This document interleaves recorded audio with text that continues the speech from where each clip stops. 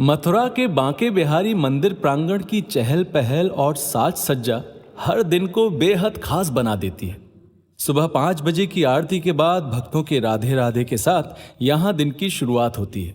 दोपहर के वक्त जारी रहता है धर्म और अधर्म का गीत ज्ञान, जिसकी गूंज आसपास फैली रहती है। राधे राधे, राधे राधे। प्रिय भक्तजनों, श्री कृष्ण हमेशा पांडवों के पक्ष में रहे, क्योंकि पांडवों ने धर्म का साथ कभी नहीं छोड़ा। युधिष्ठिर से बड़ा धर्मराज तो कोई हो ही नहीं सकता। धर्मराज? कैसा धर्मराज? जुए की लत लग चुके जुआरी को आप धर्मराज कहते हैं? ए बच्चे, शांत हो जाओ। क्या कह रहे हो? बिल्कुल सही कह रहा हूं। अश्वत्थामा की मौत की झूठी खबर फैलाकर द्रोणाचार्य को धोखा देने वाले, खुद को जुए में हारने के बाद भी अपनी पत्नी को किसी सामान की तरह दांव पर लगाने वाले युधिष्ठिर को आप धर्मराज कहते हैं। ठीक कहा तुमने वैभव। और आप भीष्म को महाज्ञानी कह रहे हैं? क्या फायदा ऐसे ज्ञान का जो हमेशा मौन रहे? परफेक्ट साक्षी। माफ करिए आचार्य, महाभारत के सारे पात्र बेकार हैं। वो सभी महान नहीं, बल्कि आप मूर्ख हैं।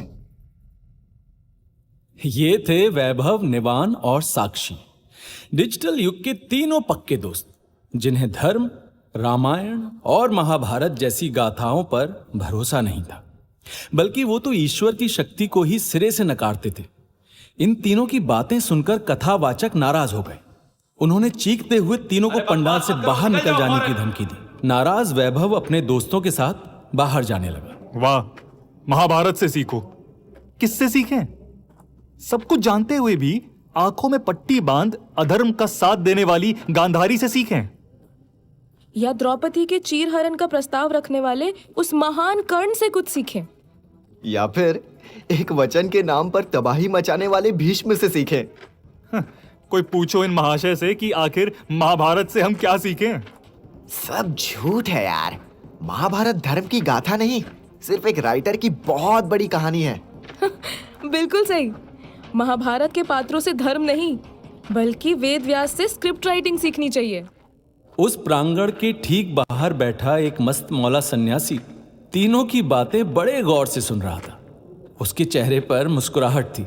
जैसे ही वैभव के कदम बाहर निकले, उसने अपनी छड़ी से तीनों का रास्ता रोक दिया। वैभव कुछ पूछता, उससे पहले ही वो सन्यासी बोल पड़ा। महाभारत मजाक नहीं है बच्चे। 18 दिनों तक चलने वाली ये एक ऐसे धर्म युद्ध की गाथा है जो आज हर मन में चलती है। ए, कौन हो तुम? क्या तुम और क्या मैं बांसुरी वाले मोहन की नजर से देखे बिना महाभारत समझ नहीं आएगी। तुम्हारे वो कृष्ण, उनके बारे में भी मुझे खूब पता है। मुंह मत खुलवाओ मेरा। माया जाल दिख रहा है, माया जाल। कृष्ण को लेकर तर्क करना है, क्यों नहीं? करो, मजा आएगा। जरूर करेंगे। जो गलत है सो गलत, जो सही है सो सही। तुम्हारे वो मोहन ना एक डिप्लोमैट थे और कुछ नहीं। सही कहा। डिप्लोमेसी बड़े बड़े युद्ध टाल देती है। मेरे कृष्ण की डिप्लोमेसी को समझने की औकात तुम्हारी नहीं है। ए जोगी, बकवास नहीं। तुम भी धर्म का पाठ पढ़ाने आए हो क्या? धार्यति इति धर्मः, मतलब जो धारण करने योग्य वही धर्म है। हिम्मत है तो आज शाम ठीक 5 बजे यमुना किनारे बरगद के पेड़ के नीचे आ जाना। देखे तुम क्या क्या दोष गिनवाते हो और मैं तुम्हें क्या क्या सिखाता हूं। इतना कह वो सन्यासी पलटकर जाने लगा। उसके चेहरे में कुछ तो ऐसा था कि वैभव और उसके दोस्त उससे आगे बात करना चाहते थे।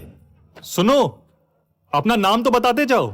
मेरा नाम गूंज, मोहन के बांसुरी की गूंज। वैभव, निवान और साक्षी हंसते मुस्कुराते मजाक करते आखिर जमुना किनारे उस बरगद के पेड़ तक पहुंच चुके थे। उन्होंने देखा हाथ में छड़ी लिए गूंज आराम से बैठा हुआ था। यमुना नदी की बहती तेज धार, ठंडी हवा मौसम को और ज्यादा खूबसूरत बना रही थी। धूप भी आज बहुत कम थी। वैभव, निवान और साक्षी गूंज के सामने आकर खड़े हो गए। आ गए तुम सब। जानता था गूंज की वाणी तुम्हें खींच लाएगी। हाँ, तुमने चैलेंज जो किया था। तो बोलो, पांचवें वेद की ज्ञान गंगा में डूबने को तैयार हो? पांचवा वेद? ये क्या होता है? महाभारत पंचमो वेद। महाभारत पांचवा वेद, यही ना? हाँ, कलयुग और द्वापर को जोड़ने वाली ये कथा धर्म, अधर्म और जीवन को लेकर तुम्हारी सोच बदल देगी। अरे यार, पकाओ मत, कुछ सुनाओ कि सुन के ना मजा आ जाए। हाँ गूंज, मुझे ना कर्ण के बारे में कुछ सुनना है। अच्छा, बेचारे का चोला ओढ़े ब्राह्मण बन धोखा देने वाले कर्ण के बारे में सुनना? ऐसा तो मत कहो, धोखा तो पूरी जिंदगी उसके साथ भी हुआ। धर्म कहे चालक से, तू क्या रौंदे मुए, एक दिन ऐसा आएगा बिभर बिभर तू रोए। मतलब? अपने मतलब के रास्ते चलते कर्ण बाबू ने सब बदलने की कोशिश की, पर जो रब रखा वही तो होता है। यार, तुम्हारी पहेलियां क्या हो तुम? जोगी, फकीर, सन्यासी, जो कह लो, मैं गूंज हूं। बांसुरी की धुन की तरह हवा से बातें करता हूं। अच्छा, जरा हमें भी सुनाओ वो बातें। सुबह तो बड़ी बड़ी बातें हो रही थी। सुना तो दूंगा, पर मेरी कुछ शर्तें हैं। शर्तें? अब शर्त कहां बीच में आ गई? ये तो गलत बात है। कोई गलत बात नहीं है, सुनो ध्यान से। पहले मैं तुम्हें महाभारत की अनोखी कहानी सुनाऊंगा। मैं चुटकी बजाऊंगा और जादू की तरह तुम महाभारत की उस पौराणिक कथा में खो जाओगे। लेकिन जब तक मैं कहानी सुनाऊंगा, तुम में से कोई भी मुझसे कोई प्रश्न नहीं पूछेगा। जैसे ही कहानी का अंत होगा, मैं दूसरी चुटकी बजाऊंगा और फिर तुम मुझसे सवाल जवाब कर सकते हो। समझे? यहां हर एक पात्र की एक अलग कहानी होगी। बंदर समझा है क्या? और तुम मदारी हो, जो जैसे नचाओगे हम वैसे नाचेंगे। जो समझ लो। शर्त मंजूर है तो बोलो, वरना यहां से जाओ। गूंज की आवाज में कुछ तो था। गूंज का अंदाज ऐसा अनोखा था कि वैभव, निवान और साक्षी तीनों ने गूंज की बात मान ली। गूंज ने महाभारत की अनोखी दास्तां सुनाना शुरू की। तो सुनो, ये कहानी नहीं एक बड़े खूनी संहार की, ये कहानी नहीं सत्ता और परिवार की, ये कहानी है सपनों के बुनते माया जाल की, रणभूमि से निकले ज्ञान और संस्कार की। ये कहानी है महाभारत की। गूंज के पास अपना एक जादू था। जैसे ही उसने कहानी सुनानी शुरू की, तीनों दोस्त उसकी आवाज में डूबने लगे। गूंज अच्छी तरह से जानता था कि उसने शर्त की बात तो यूं ही की थी।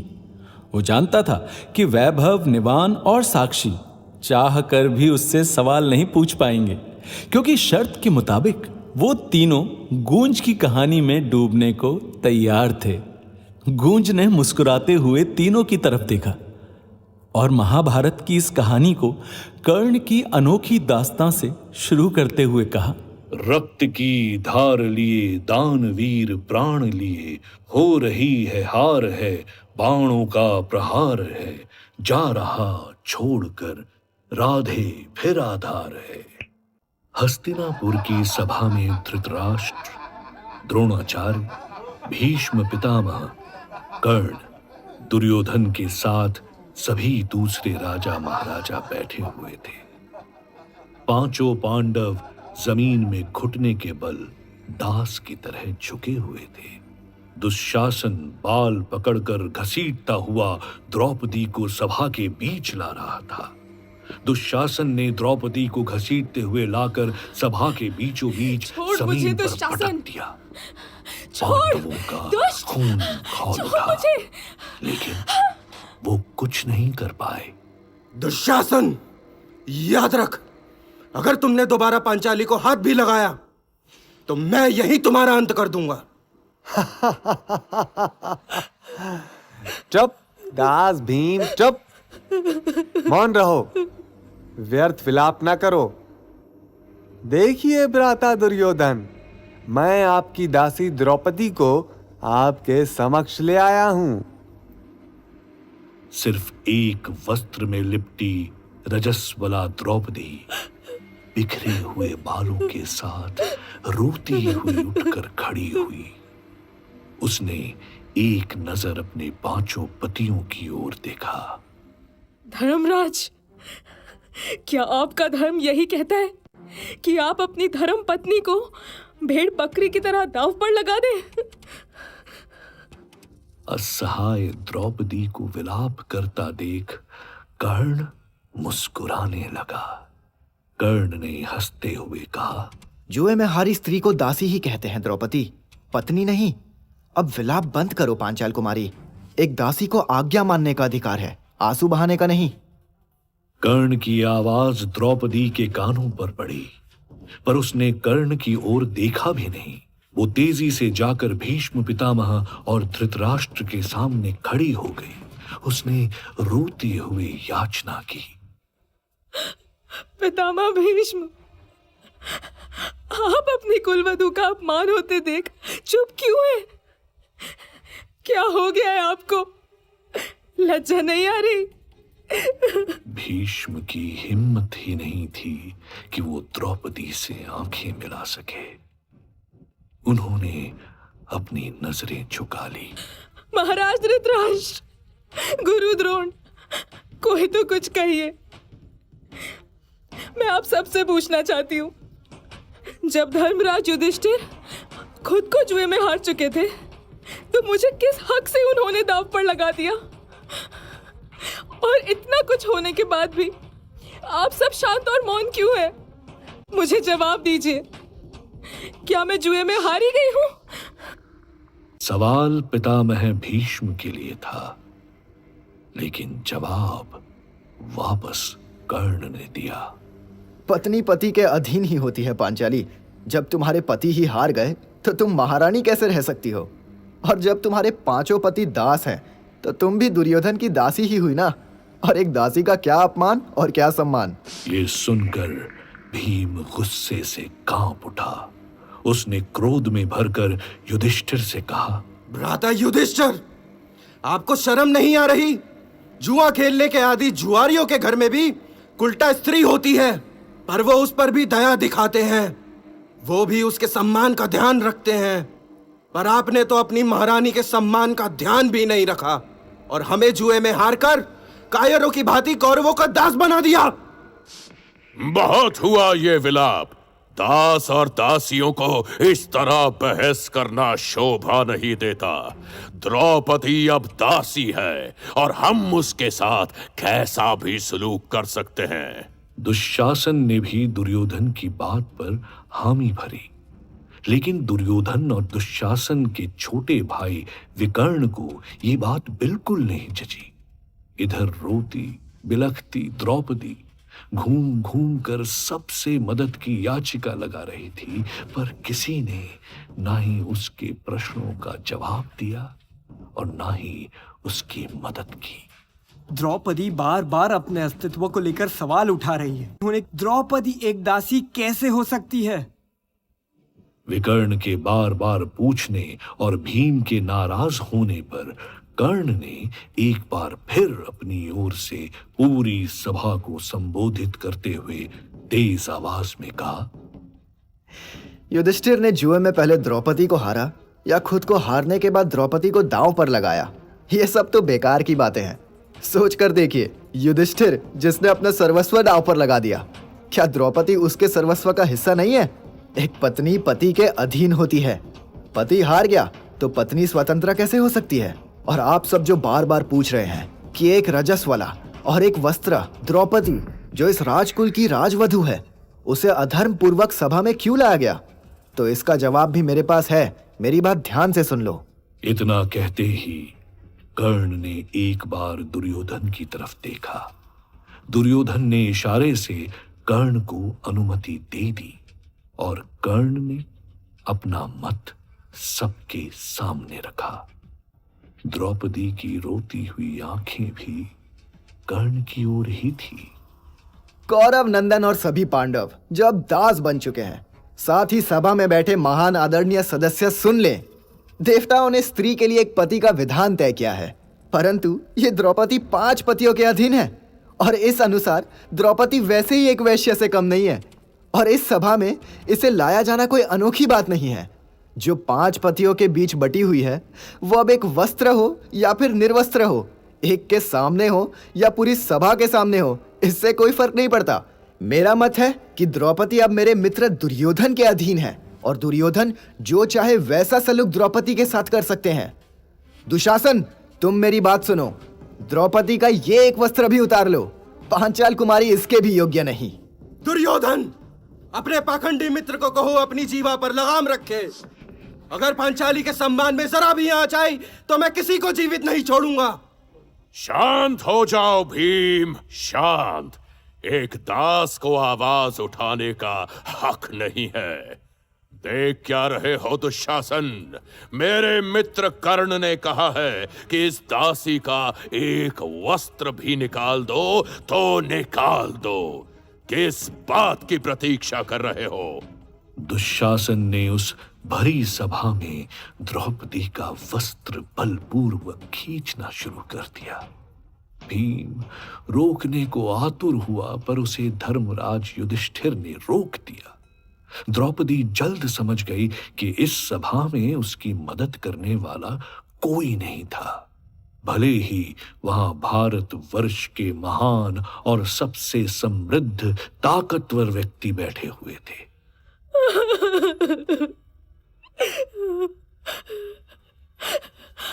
हे माधव, हे कृष्णा, अपनी सखी की रक्षा कीजिए। अब आपके अलावा द्रौपदी का कोई सहारा नहीं है। मुझे बचाइए प्रभु, मैं आपकी राह देख रही हूं प्रभु। मेरी लाज अब आपके हाथ में है।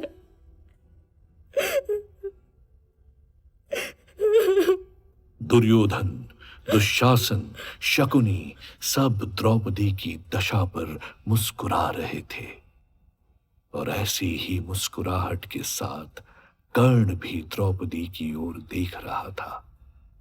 द्रौपदी की आंखों से बहता आंसू कर्ण को भी सुकून दे रहा था। कर्ण को वो दिन याद आ गया जब कर्ण की दृष्टि में द्रौपदी ने उसका तिरस्कार किया था। द्रौपदी की दुर्दशा देख मुस्कुराता कर्ण बीती यादों के सफर में मानो डूब सा गया था, जहां एक सभा और सजी हुई थी, मगर हस्तिनापुर में नहीं, द्रौपदी के मायके पांचाल में। पांचाल राज्य में सिंहासन पर बैठे द्रुपद नरेश अपनी अति सुंदर पुत्री द्रौपदी को निहार रहे थे। वहीं द्रौपदी की नजर सामने उपस्थित सभी राजा महाराजाओं और राजकुमारों को गौर से देख रही थी। आज उसके स्वयंवर का दिन था। उसे इंतजार था उस श्रेष्ठ वर का जो ऊपर आसमान में गोल घूम रही मछली की आंख पर पानी के पतीले में देखते हुए एक यंत्र से होकर निशाना लगा दे। इसी सभा में श्री कृष्ण और बलराम भी बैठे हुए थे। द्रौपदी का भाई धृष्टद्युम्न सिंहासन पर बैठी द्रौपदी को सभी राजा महाराजाओं से परिचित करवा रहा था। रंग मंडप में बैठे सभी राजा महाराजा की नजर द्रौपदी पर टिकी हुई थी। सब लक्ष्य भेद कर द्रौपदी को पाना चाहते थे। दुर्योधन, दुशासन और सभी राजाओं ने कोशिश कर ली, पर कोई लक्ष्य भेद नहीं पाया। कर्ण ने एक नजर द्रौपदी की तरफ देखा। कर्ण द्रौपदी के प्रति इतना आसक्त हो चुका था कि किसी भी हालत में लक्ष्य भेद कर द्रौपदी को हासिल करना चाहता था। उसने अपने धनुष बाण हाथ में लिए तो ब्राह्मण की भेष में छुपकर खड़े सभी पांडवों को यकीन हो गया कि शायद कर्ण लक्ष्य भेद कर राजकुमारी स्वयंवर में जीत लेगा। लेकिन कर्ण को उठकर खड़ा होता देख द्रौपदी के सब्र की सीमा समाप्त हो गई। द्रुपद नरेश की पुत्री द्रौपदी ने खड़े होते हुए ऊंचे स्वर में कहा, नहीं, मैं एक सूत जाति के पुरुष का वरण नहीं करूंगी। एक सूत पुत्र मेरा पति नहीं हो सकता। इतना सुनकर कर्ण के हाथ हवा में ही रुक गए। उसने अपनी धनुष नीचे कर ली। अंगराज कर्ण की नजर द्रौपदी पर गई, जो अपनी बड़ी बड़ी आंखों से कर्ण को ही देख रही थी। राजकुमारी द्रौपदी की आंखों में कर्ण के लिए इनकार साफ नजर आ रहा था। कर्ण को ऐसा लगा जैसे भरी सभा में द्रौपदी ने उसका घोर अपमान किया हो। अपमान का घूंट पीकर वो वापस अपने सिंहासन पर बैठ गया। श्री कृष्ण मुस्कुराते हुए एक बार द्रौपदी तो दूसरी बार कर्ण की तरफ देख रहे थे। कृष्ण ने अपने बलदाऊ बलराम से कहा, दाऊ, जानते हैं, अंगराज कर्ण को चाहे हजारों बार हजारों ने सूत पुत्र कहा हो, लेकिन आज उसकी नजर में उसका सबसे बड़ा अपमान हुआ है। कर्ण के लिए द्रौपदी के हाथों अपमानित होना सबसे बड़ा तिरस्कार है। दुर्योधन राजकुमारी द्रौपदी की ये बात बर्दाश्त नहीं कर पाया। द्रुपद नरेश, आपकी राजकुमारी मेरे मित्र और अंग देश के राजा महाराज कर्ण का अनादर कर रही है। हम ये अपमान सहन नहीं करेंगे। मित्र दुर्योधन, शांत हो जाओ। मैं नहीं चाहता कि यहां मेरी वजह से कोई भी आडंबर खड़ा हो। हर किसी की बुद्धि तुम्हारी तरह विराट नहीं होती मित्र। मुझे खुद ऐसी राजकुमारी में कोई रुचि नहीं है। ये द्रुपद की सभा थी, वही होना था जो द्रुपद की इच्छा थी। राजा द्रुपद ने सबको शांत करवा अगले प्रतिभागी को आमंत्रित किया और इस तरह अर्जुन ने ब्राह्मण के रूप में ही लक्ष्य भेदा और द्रौपदी के स्वयंवर में जीत हासिल की। उस वक्त तक श्री कृष्ण के अलावा किसी को नहीं पता था कि ब्राह्मण के भेष में खड़े वो 5 युवा पांडव हैं। वैभव, निवान और साक्षी इस आवाज के साथ जाग उठे और वापस यमुना किनारे आ गए, जहां गूंज बैठा कहानी सुना रहा था। वैभव, निवान और साक्षी को कुछ समझ नहीं आ रहा था। सब पागलों की तरह घूर कर गूंज को देख रहे थे। वैभव से बर्दाश्त नहीं हुआ। उसने गूंज की ओर देखकर कहा, हो कौन तुम, और ये कैसा माया जाल था, और क्या किया तुमने हमारे साथ? मैंने तो कुछ भी नहीं किया। दरअसल मेरी आवाज ही कुछ खास है, मेरे मोहन की बांसुरी की धुन की तरह। बांसुरी जो बजती थी तो गोपियां कहीं खो सी जाती थी। बिल्कुल वैसे ही मैं ऐसी कहानी सुनाता हूं तो लोग उस कहानी को अनुभव करने लगते हैं। तुम्हारे साथ भी बस उतना ही हो रहा था। अब चलो, तुम्हें डिबेट करनी थी ना। मैंने महसूस किया कि जब मैं कहानी सुना रहा था तब तुम तीनों के दिमाग में हजारों सवाल चल रहे थे, पर कहानी में इतने खोए हुए थे कि पूछने का ध्यान ही नहीं रहा, और पूछने से मैंने मना भी तो किया था। बस यही सोचकर मैंने अपनी कहानी को बीच में ही रोक दिया। अब हम कर्ण की जिंदगी पर चर्चा कर सकते हैं, तो पूछो, क्या पूछना चाहते हो? वैभव, निवान और साक्षी ने एक दूसरे की तरफ देखा, लेकिन शायद वो तीनों इस वक्त भी गूंज की आवाज की दुनिया में खो से गए थे। उस वक्त क्या हुआ, क्या नहीं हुआ, इससे ज्यादा कर्ण पर सवाल जवाब करना उनके लिए जरूरी था। बंदूक की गोली की तरह तेज रफ्तार के साथ वैभव ने अपना सवाल गूंज की ओर दागा। अब देखो, इसमें कर्ण की कोई गलती नहीं थी। तुमने जो दो कहानियां सुनाई उससे मैं तुम्हारा मतलब समझ पा रहा हूं कि कर्ण ने द्रौपदी का चीरहरण खुद नहीं किया, लेकिन आइडिया उसी का था। उसने द्रौपदी को भरी सभा में अपशब्द कहे, पर द्रौपदी ने भी तो अपने राज्य में कर्ण का अपमान किया था, सूतपुत्र कहकर। अब महाभारत काल हो या आज की दुनिया, अपमान का बदला तो सब लेना ही चाहते हैं। रुको वैभव, आराम से। अच्छा साक्षी, तुम पहले बताओ, क्या कर्ण ने जो किया वो सही था? साक्षी कुछ सोचती रही तो गूंज ने दोबारा कहा, तुम सब आज फेमिनिज्म की बातें करते हो ना, तो अगर द्रौपदी ने कह दिया कि वो सूत पुत्र से विवाह नहीं करना चाहती, तो इसमें गलत क्या था? स्वयंवर का तो मतलब ही होता है अपना वर स्वयं चुनना, यानी खुद चुनना। पर यहां पर अपना वर चुनने वाली बात नहीं थी। यहां पर तो एक कंपटीशन था, प्रतियोगिता थी। फिर द्रौपदी किसी एक को इस कंपटीशन में भाग लेने से मना कैसे कर सकती थी? वैभव, तुम्हारी जानकारी के लिए बता दूं कि प्राचीन युग में हमारे यहाँ स्वयंवर दो तरह से होते थे। एक तो जब कन्या को पूरे राज्यसभा में छूट दी जाती थी कि वो अपना वर खुद चुने और उसके गले में वरमाला डाल दे, तब भी कोई उसकी पसंद पर उंगली नहीं उठाता था।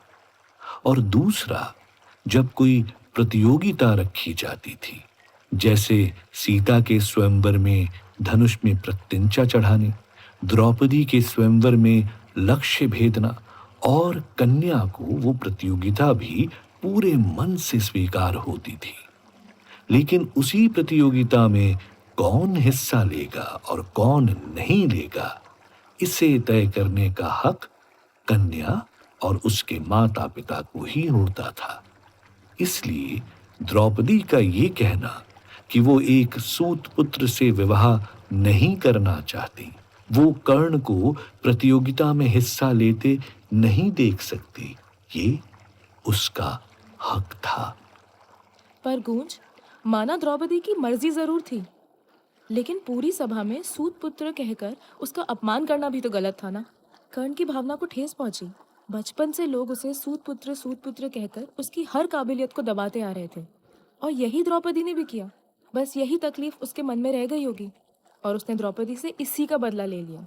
हाँ, माना गलत किया, लेकिन उसके साथ भी तो गलत हुआ था ना। अच्छा, तुम तीनों मिलकर राही मासूम रसा को बचाना चाहते हो? अब ये कौन है भाई? अरे, जो महाभारत तुमने सुनी उसके लेखक। मतलब? गूगल मेरे बच्चे, गूगल। जब आज के सवाल समझ ना आए तो गूगल कर सकते हैं, और तब के सवालों के लिए मैं तो बैठा ही हूं। वैभव ने मुंह बनाते हुए गूगल पर राही मासूम रजा टाइप किया और उनके सामने उनकी हिस्ट्री खुल गई। B.R. चोपड़ा की महाभारत, जिसे टीवी पर हम सब बड़े गौर से देख चुके हैं। राही मासूम रजा उसके एक लेखक थे। तो तुम कहना चाहते हो कि B.R. चोपड़ा की महाभारत ने सूत पुत्र शब्द को ज्यादा कमजोर बनाकर पेश कर दिया। इसकी कहानी भी कुछ और ही है, राइट? बिल्कुल। अच्छा, जो भी हो, सूत पुत्र से आखिर तुम समझते क्या हो? क्या मतलब है इस शब्द का? इस बार तपाक से निवान बोल पड़ा। वर्ण व्यवस्था की सबसे नीची जाति, जिसे शायद आज शूद्र कहा जाता है, शायद वैसे ही कोई लोअर कास्ट रहा होगा। इसीलिए इस तरह से संबोधित किए जाने पर वो अपमानित महसूस करता था, और दुर्योधन ने उसकी जाति व्यवस्था को नकारते हुए हमेशा उसे अपने दोस्त की तरह अपने बराबर बिठाया। इसीलिए उसने दुर्योधन का साथ दिया, भले ही कर्ण जानता था कि दुर्योधन गलत है। नहीं निवान, इतना नीचे नहीं, और शूद्र से मतलब नहीं था। एक्चुअली उस वक्त जो सारथी हुआ करते थे उन्हें सूत पुत्र कहा जाता था।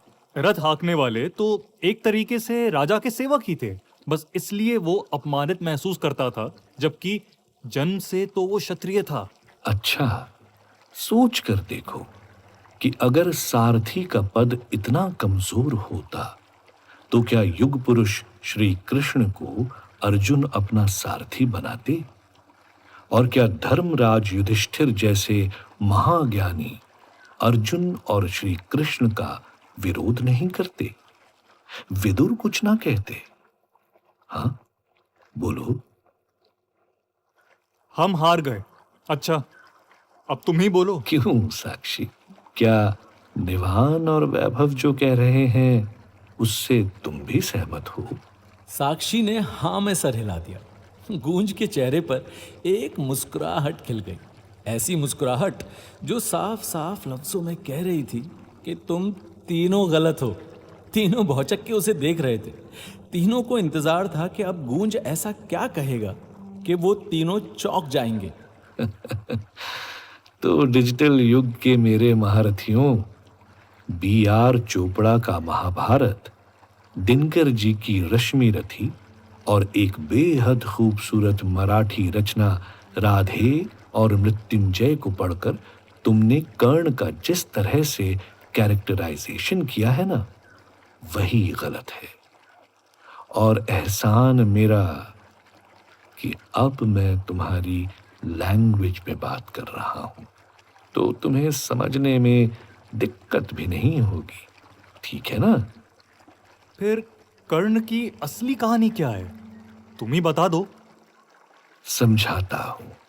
महाभारत पढ़नी है तो हमें वेद व्यास के ग्रंथ से पढ़नी चाहिए।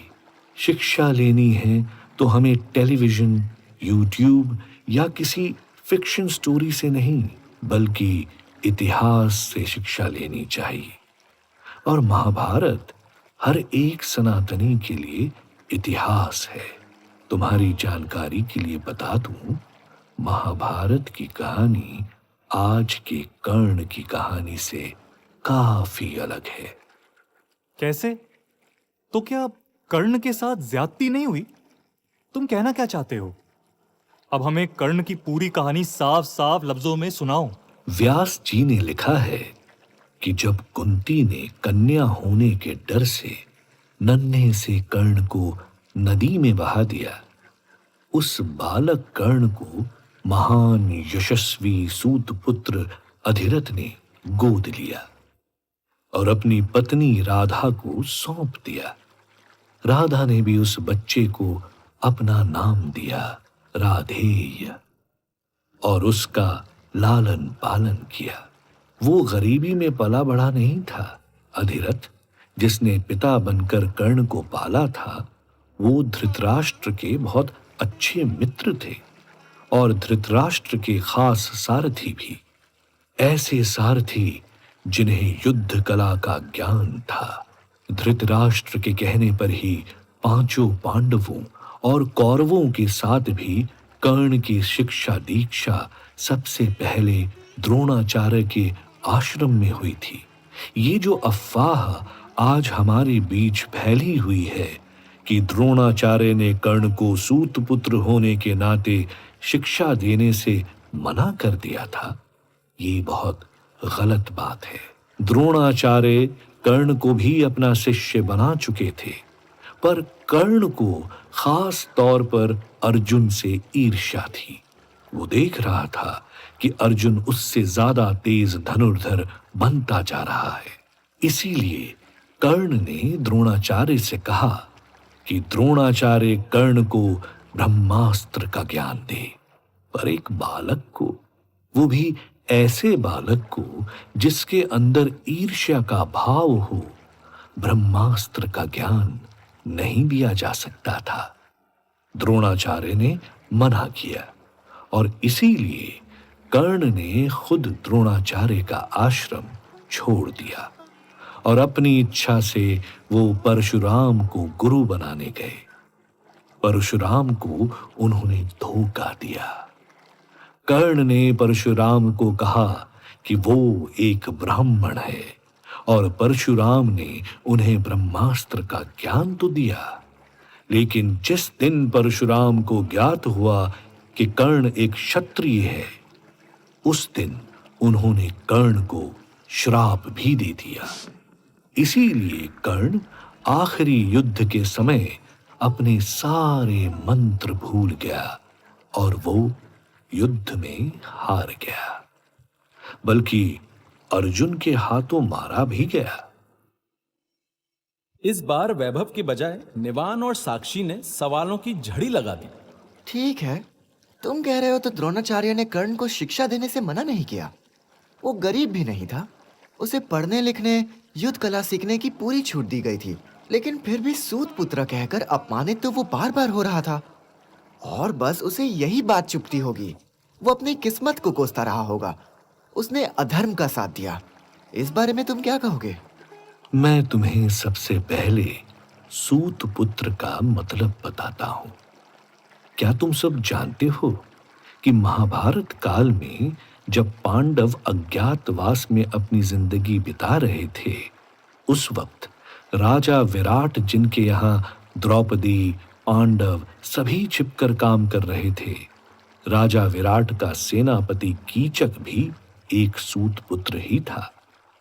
कीचक राजा विराट की पत्नी का सगा भाई था। राजा विराट की पत्नी सुदर्शना भी एक सूत पुत्री थी और विराट और सुदर्शन की बेटी उत्तरा, यानी सूतों की बेटी उत्तरा से अभिमन्यु की शादी हुई थी। इसके अलावा भी ऋषि उग्रसवा, जो महाभारत के एक कथावाचक थे, सब झुककर जिनके पैर छूते थे, वो भी एक सूत पुत्र ही थे। क्या वाकई? तुम कहना क्या चाहते हो? यही कि सूत एक छोटी जाति नहीं थी, एक मिक्स जाति थी। ब्राह्मण स्त्री और क्षत्रिय पुरुष के मेल से जो बच्चे पैदा हुए और जो जाति आगे निकलती थी, उसे ही सूत जाति कहा जाता है। सूत का आज के शूद्र वर्ण से कोई मतलब नहीं है। सूत युद्ध सीखते थे, सेनापति होते थे, वेद पाठ करते थे, बल्कि राजा भी हुआ करते थे। उत्तरा की कहानी तो मैंने तुम्हें समझाई ही है। इसलिए ये कहना कि सूत पुत्र कहकर अपमानित होने के कारण कर्ण ने पांडवों का साथ न देकर अधर्म का साथ दिया, ये गलत है। या बचपन से उसने गरीबी और सिर्फ भेदभाव देखा, ये भी गलत है। अर्जुन से हमेशा से कर्ण को ईर्ष्या थी, इसीलिए उसने दुर्योधन का साथ दिया था। तुम सबको जानकर हैरानी होगी, लेकिन पांडवों के साथ युद्ध की चाह दुर्योधन से ज्यादा कर्ण को थी। वैभव, निवान और साक्षी को यकीन नहीं हो रहा था। आगे और भी कई सवाल थे जो वो गूंज के सामने रखने वाले थे, जो बेहद दिलचस्प थे। अगर सूत होने में कोई बुराई नहीं थी, तो द्रौपदी ने कर्ण को मना क्यों किया? द्रौपदी ने कर्ण को स्वयंवर से बाहर क्यों किया? फिर वही बात, आज के युवा होकर तुम ऐसा सवाल कैसे पूछ सकते हो? हो सकता है द्रौपदी चाहती हो कि अर्जुन उसका पति हो। शायद द्रौपदी चाहती हो कि वो एक पूर्ण क्षत्रिय से विवाह करे? हम इस पर सवाल कैसे उठा सकते हैं? और अगर किसी लड़की ने किसी को अपने स्वयंवर से बाहर कर दिया, उससे शादी न करने की इच्छा प्रकट की, तो क्या आज की डेट में कोई लड़का उस लड़की को इस तरह से अपमानित करेगा? ये तो गलत बात है ना? ठीक है, मैं तुम्हारी बात से सहमत हूँ, लेकिन कर्ण को उसकी माँ कुंती ने पानी में बहा दिया था, और जब उसे ये बात पता चली तब हमेशा उसे लगता होगा ना कि वो छोड़ा हुआ है, उसकी माँ ने उसका त्याग कर दिया है। अगर उसे छोड़ा ना जाता तो वो एक पूर्ण क्षत्रिय होता और कभी उसे ज़रा भी तिरस्कार महसूस नहीं करना पड़ता। इसीलिए शायद उसके मन में तकलीफ रह गई होगी। हाँ साक्षी, ये बात तुम्हारी जायज है। कुंती ने खेल खेल में मंत्र का आवाहन किया और सूर्यदेव प्रकट हुए।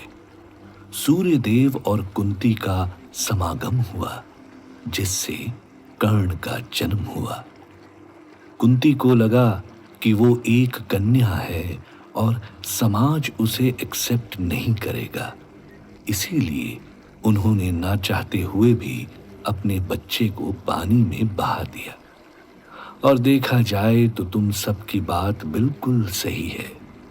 अपने असली माता पिता से दूर होना किसी को अच्छा नहीं लगता। तिरस्कार की भावना तकलीफ देती है, ये बात सही है। बचपन से कर्ण इस बात से दुखी रहा। उसे हमेशा से अपने असली माता पिता की तलाश थी, लेकिन क्या लेकिन? मैं, साक्षी और निवान भी तो यही कह रहे हैं। इसलिए कर्ण दोषी हो सकता है, पर पापी नहीं।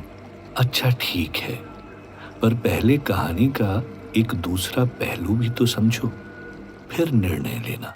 कहो। कर्ण की असली मां का नाम क्या था? कुंती। बिल्कुल, तो ध्यान से सुनो।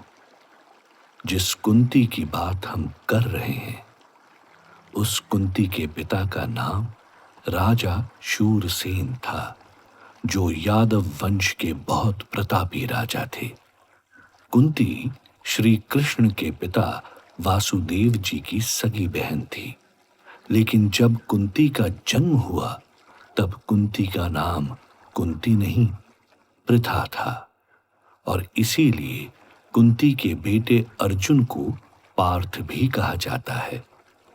नन्ही सी पृथा को उनके पिता सूर्यसेन ने अपने भाई कुंती भोज को दे दिया, क्योंकि कुंती भोज की कोई संतान नहीं थी, और कुंती भोज ने अपने यहाँ कुंती को पाला पोसा। इसीलिए पृथा का नाम आगे जाकर कुंती हो गया।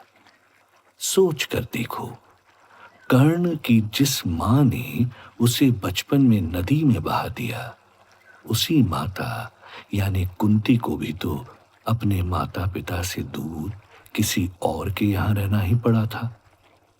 बचपन से कुंती को भी ये बात पता थी कि कुंती भोज की नहीं बल्कि सूर्यसेन की बेटी थी। इसीलिए भगवान श्री कृष्ण कुंती को बुआ कहते थे।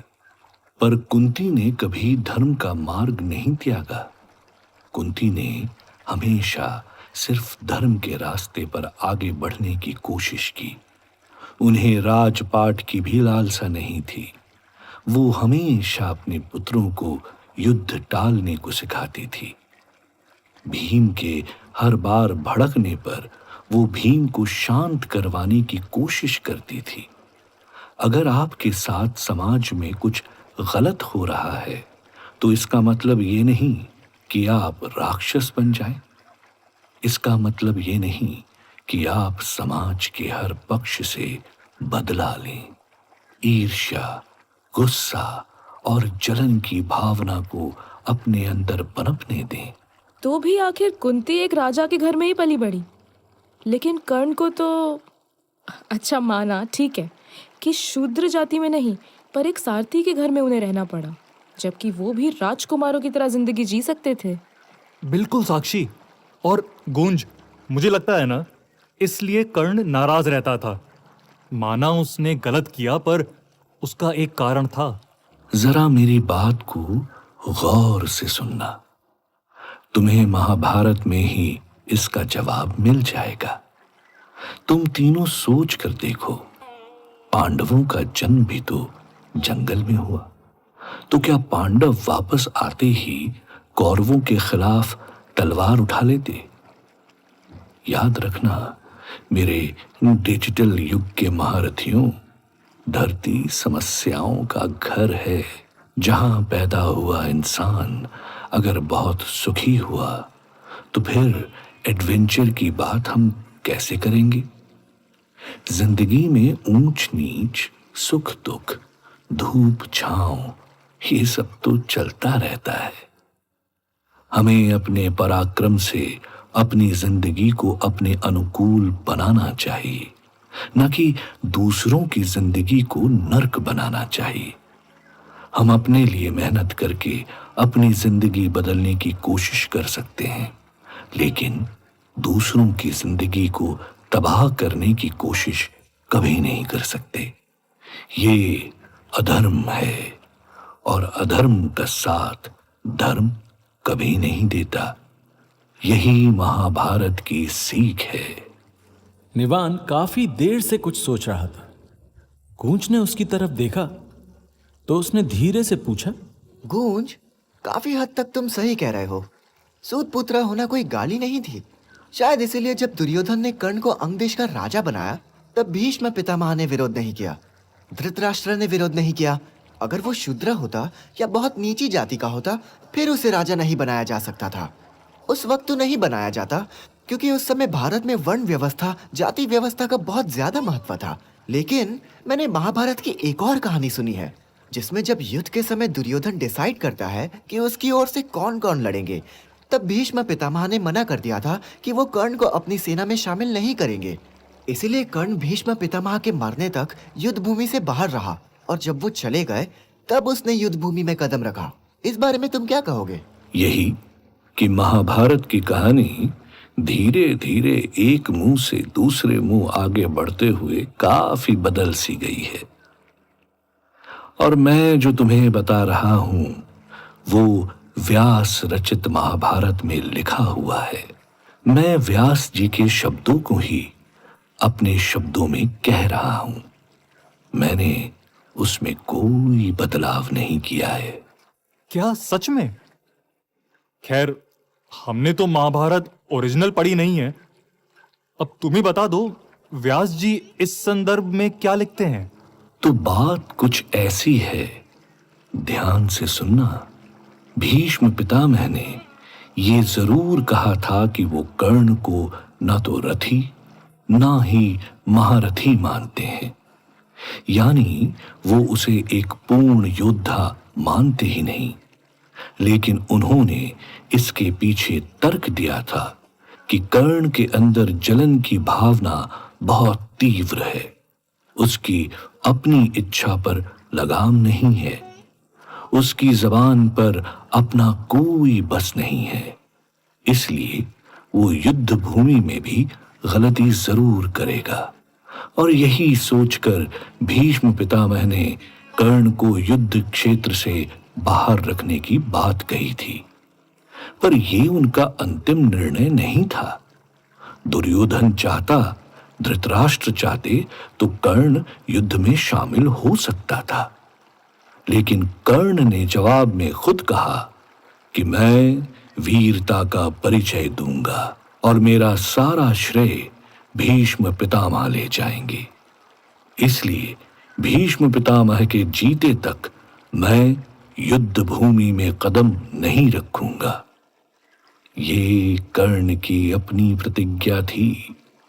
इसीलिए वो युद्ध क्षेत्र से बाहर रहा और भीष्म के मृत्युशैया पर लेटने के बाद कर्ण युद्ध के मैदान में उतरा।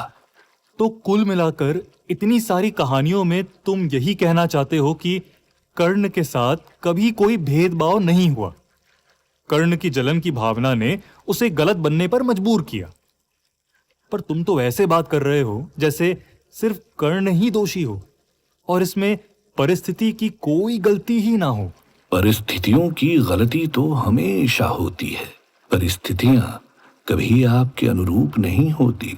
तुम्हें क्या अपनी लाइफ के सारे सिचुएशन तुम्हारे अनुकूल लगते हैं? पर अगर लाइफ तुम्हारे साथ इनजस्टिस कर रही है तो इसमें तुम्हारे पिछले जन्मों के कर्मों का फल है। तुम लाइफ की इनजस्टिस को दूसरों के ऊपर थोप कर दूसरों के साथ गलत नहीं कर सकते। पर ये तो मानोगे ना कि कर्ण एक बहुत बड़ा योद्धा था। अगर उसका कवच कुंडल ना लिया गया होता तो उसे मारना नामुमकिन था। अगर उसे और ज्यादा मौका दिया जाता तो वो अर्जुन को भी हरा देता। द्रौपदी ने उसे साबित करने का मौका ही नहीं दिया। उसकी खुद की जलन ने उसे खुद को साबित करने का मौका नहीं दिया। लेकिन अगर मौका मिलता तो वो जीत जाता। ये तो मानोगे ना? फिर भीष्म पितामह ने उसे महारथी क्यों नहीं कहा? व्यास रचित महाभारत खोलकर देखा जाए तो गंधर्व युद्ध, विराट युद्ध में कर्ण की हार हुई थी। वो अर्जुन के सामने टिक नहीं पाया था और आखिरी युद्ध यानी कुरुक्षेत्र के युद्ध में भी उसकी हार ही हुई थी। रही बात कवच कुंडल की, तो कवच कुंडल इंद्र ने षड्यंत्र करके हासिल किया था, ये मैं भी मानता हूं। लेकिन उसके बदले उसे इंद्रास्त्र भी तो मिला था। वैसे कर्ण की कहानी बहुत बड़ी है। हम चाहे तो 1 साल बैठकर कर्ण के व्यक्तित्व और कर्ण की कहानियों पर चर्चा कर सकते हैं, क्योंकि महाभारत का ये पात्र छोटा नहीं है, पर उसमें बहुत समय लगेगा। बोलो, अगर तुम सब आगे कर्ण पर ही चर्चा चाहते हो तो वही सही। नहीं, हमारे पास भी समय कम है। हमें भी मथुरा से वापस जाना है। तुम अब हमें शकुनी के बारे में समझाओ। हम भी तो देखें शकुनी से हम क्या सीख सकते हैं, और तुम शकुनी की कहानी हमारे सामने कैसे रखते हो। शकुनी से भी तुम बहुत कुछ सीख सकते हो, और शकुनी की कहानी सुनकर भी तुम्हारा दिमाग फिर जाएगा। आज तक शकुनी को लेकर तुम्हारे जितने भ्रम हैं वो सब खत्म हो जाएंगे। तुम शकुनी का एक अलग रूप देखोगे जिस पर यकीन कर पाना शायद तुम्हारे लिए मुश्किल होगा। क्यों कहा गूंज ने ऐसा? क्या थी शकुनी की सच्चाई जो आप और हम शायद आज तक नहीं जानते? क्या शकुनी आज तक का सबसे बड़ा विलन था, या कुछ ऐसा था जो आपके दिमाग को हिला देगा? जानने के लिए चलिए अगले एपिसोड की ओर।